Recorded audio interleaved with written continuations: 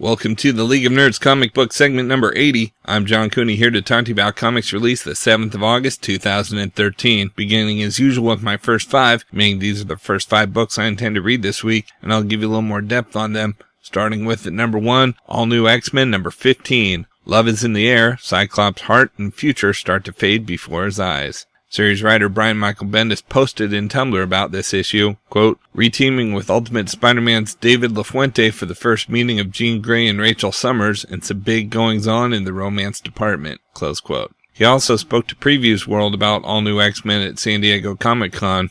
The response that we've gotten on All New X-Men in particular has been so positive, and so it was such a daring deal, you know what I mean? Because it was one of those ideas when people heard about it, they were like, don't do that.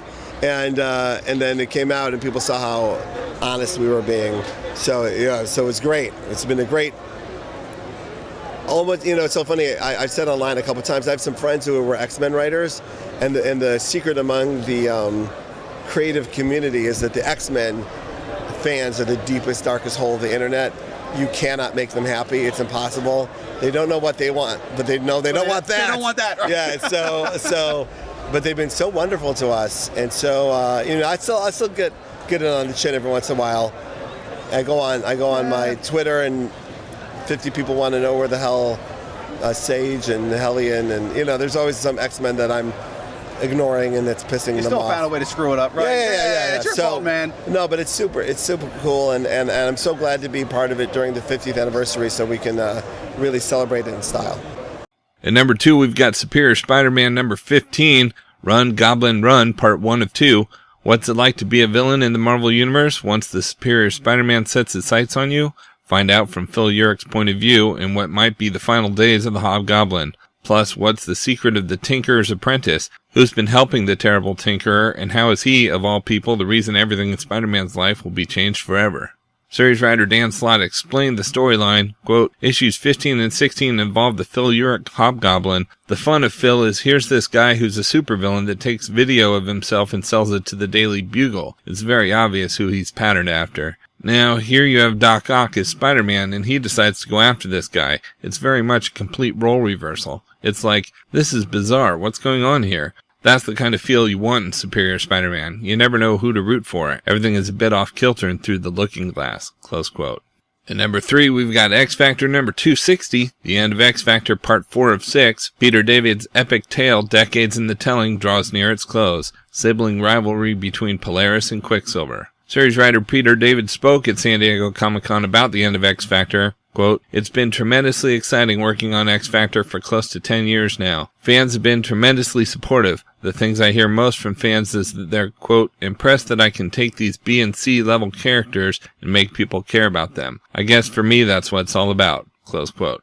At number 4, we've got Invincible Universe number 5. As the UN gathers to enforce the Dinosaurs protocols, Cecil is pushed to the limit. Just who are these unsanctioned agents infiltrating North Korea? Series writer Phil Hester recently tweeted about this issue saying, quote, Invincible Universe number 5 features bank-robbing gorillas. You know what to do. You know what to do, close quote. And at number 5, we've got Sidekick number 1, Witness a Modern Hero's Fall from Grace. The Red Cow and Flyboy, renowned superhero and sidekick despite dopey names. They were famous, popular, and happy until the Red Cow's assassination. Now no one takes Flyboy seriously. Follow his trajectory from barely tolerated hero to figure of ridicule and witness his slow descent into madness, darkness, and crime. Series writer J. Michael Straczynski also spoke to Previews World at San Diego Comic-Con about this series.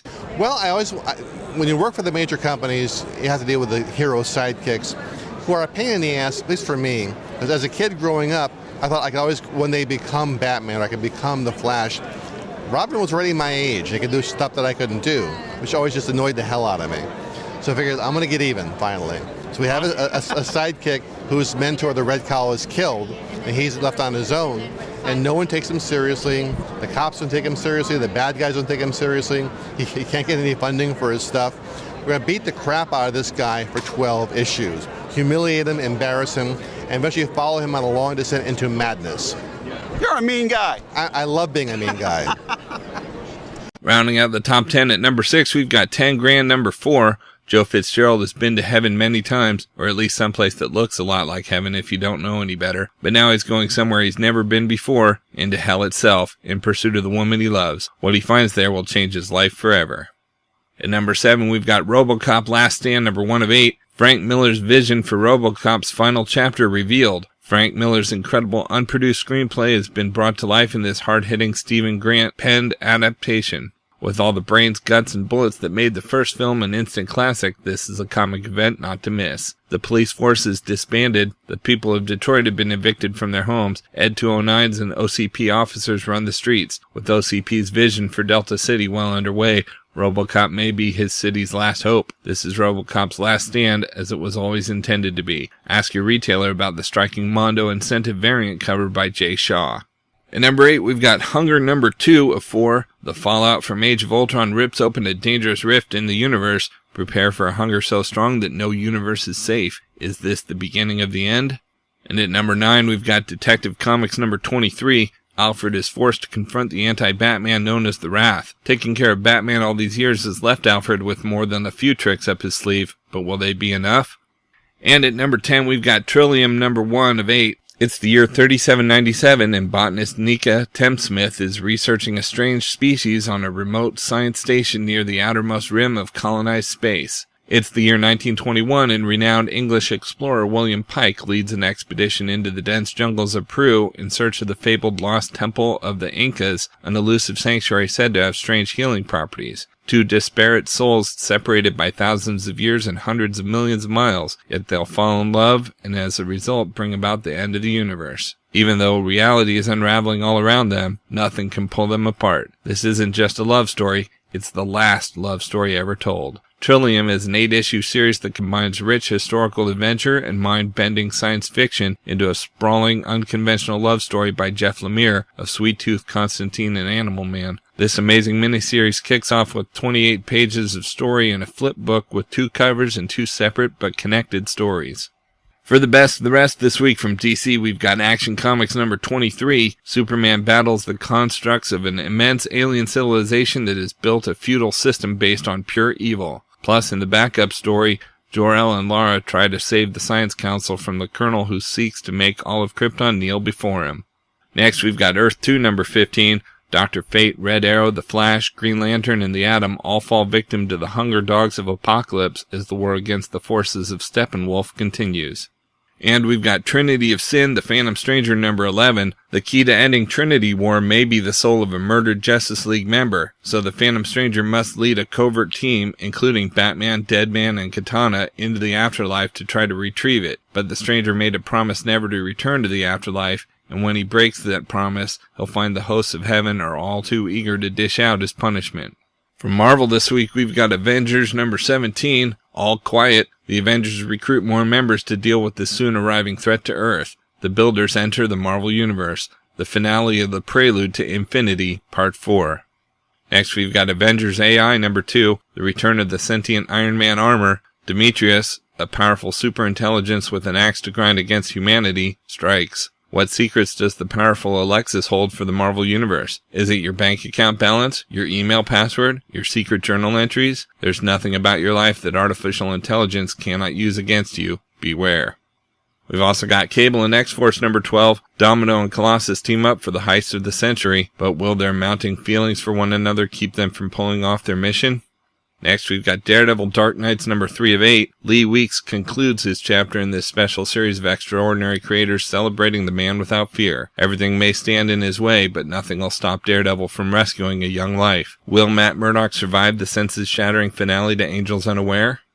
We've also got Iron Man number 14, more mind-blowing revelations as the secret origin of Tony Stark continues. Free at last, all Iron Man has to do is fight a robot who can take over his armor at any time and avoid one of the universe's greatest bounty hunters, Death's Head. An impossible choice at the edge of space will decide the fate of two worlds, who lives, who dies. And can Tony Stark somehow find a way to avoid his destiny? Next, we've got Superior Carnage number 2 of 5. Carnage is captured. But can the Wizard and Claw subdue him long enough to create their superior Carnage? Kevin Shinnick of Avenging Spider-Man and Steven Segovia of Extreme X-Men perform unspeakable acts to create their own monster issue. And we've got Superior Foes of Spider-Man number 2. With superior villains come superior problems as the year's sleeper hit continues. Out on bail and aiming to stay out of jail, Boomerang must get his cronies on target. But does the Punisher have them targeted already? Nick Spencer of Avengers and Steve Lieber of Hawkeye continue this most evil exploration into the Marvel U. From Dark Horse Comics, we've got Michael Avon Oeming's The Victories number 4 of 5, Transhuman Part 4. With the public turning against the Victories and other powered humans, the government takes action. All powered beings are ordered to turn themselves into an internment camp, but when heroes and villains alike refuse to do so, a new force is unleashed, and one villain is made an example of. From Image Comics, we've got Fatale number 16. Nicholas is on Josephine's trail of secrets, and they lead him back to 1990 Seattle, where a rock band, a gang of bank robbers, and a wandering serial killer all circle around a mysterious woman with no memory. And remember, each issue of Fatale contains extra content, artwork, and articles that are only available in the printed single issues. We've also got Manhattan Projects number 13, Piece by Piece. After a decade of working together to overcome everything that stood against them, fractures begin to form between the scientists of the Manhattan Projects. The thrilling feel-good bad science series continues into the Manhattan Projects number 13, Piece by Piece. And we've got Satellite Sam number 2, Sex, Death, Live TV. New York City, 1951. Mike buries his father and Ginsberg buries the lead, making his sales pitch. Will TV be an East Coast or West Coast medium? And in a pile of filthy photographs, Mike finds one image that is really and truly shocking. From Valiant Entertainment, we've got Quantum and Woody number 2. Off to a bad start, Eric and Woody Henderson have accidentally blown up their father's life's work, and themselves along with it. Now, as their bizarre new superpowers begin to manifest, will they be able to outmaneuver the squad of trigger-happy cops that think Eric and Woody are to blame for their dad's murder? Plus, the mysterious cabal targeting the world's worst superhero team only gets creepier. Seriously, it's like an iceberg of creepy. Only 10% of it is showing, and Quantum and Woody are about to crash right into the rest of it. Out in trades this week, we've got a couple of throwbacks with Thor by Walter Simonson Volume 1 trade paperback. Few people have ever left their mark upon one character quite the way Walter Simonson has. His work on the mighty Thor swept the Norse god of thunder to heights never before seen and rarely achieved in his wake. Spanning epic tales of heroism and treachery, love and war, Simonson's work is often considered the definitive Thor. From the majesty and mystery of fabled Asgard to the gritty streets of New York City, Thor was never the same. This is the mark of a true visionary. This first volume begins the collection of Simonson's epic run, completely remastered from the original artwork and newly colored by Stephen Olive, collecting Thor number 337 to 345. And we've got Ultimate Spider-Man Ultimate Collection Volume 4 trade paperback. Sam Bullitt is running for mayor of New York City on an anti-Spider-Man campaign, and J. Jonah Jameson is backing him 100%. But who's pulling Bullitt's strings? None other than the Kingpin of Crime. Then Spider-Man meets the sexy and elusive burglar called the Black Cat, who claws herself into the young web-slinger's life and purrs her way into Peter Parker's. But when the cat gets her paws on a stolen tablet the Kingpin desperately wants, the crime lord hires the deadly Elektra to retrieve it. Plus, a new villain explodes on the scene, literally. But how can Spider-Man fight the mysterious Geldof if he can't even find a costume? And will Peter and Mary Jane finally just say what they feel? Guest starring the Ultimate X-Men. Collects Ultimate Spider-Man number 40 to 45 and 47 to 53. Okay, so that's just a few of my favorite books out this week. There's still plenty of others available. I broke out all the Marvel titles this week in their own video, as well as a separate video for all of DC, and even a video with the top independent publishers. You can find them all on my YouTube channel at he'sgotissues.com. And we'll have links up on the leagueofnerds.com, our Facebook page, so be sure to like us there too. And of course, you can follow everything I'm reading on Facebook, Pinterest, Tumblr, or Twitter. You can find the links to everything in the About section of he'sgotissues.com. And a reminder that both He's Got Issues and the League of Nerds are proud members of the Comics Podcast Network. So until next week, I'm John Cooney, and I've got issues.